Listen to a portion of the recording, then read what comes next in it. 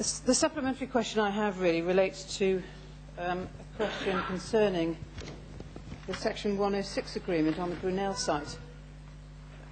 But Councillor Knott has referred to it previously, and there's a lack of clarity around whether or not the school playing field, or the playing field identified on that site, will or won't be available if Sefton Park School is expanded. And the issue I've set out in my question was that, as far as I can see, reading that Section 106 agreement, unless a school is built on that site, then the land, no part of the land, whether it includes the school land or the playing field which is encompassed within it, will transfer.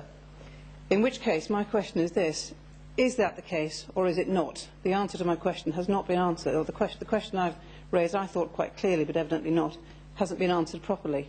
Because the proposal is that Sefton Park will be expanded. It can only be expanded if the playing field land is included with it, otherwise the scheme is totally unviable. I'm not sure the procedure of that question is answered now or just stored and I'm answered later, but I think the public would be quite interested to hear the answer to that question. Peter, would you like to answer?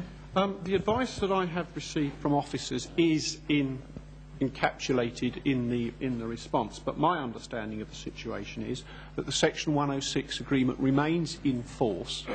It is not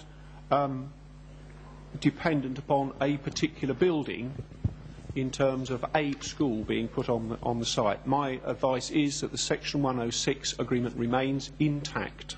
That's not the question. The question is, interpreting the 106 agreement, would the land transfer if the school was not built? I understand that the Section 106 agreement is still in force. It's extant until, say, 2010, I think.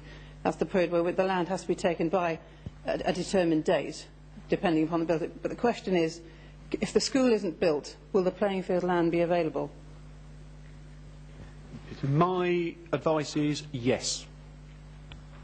Right.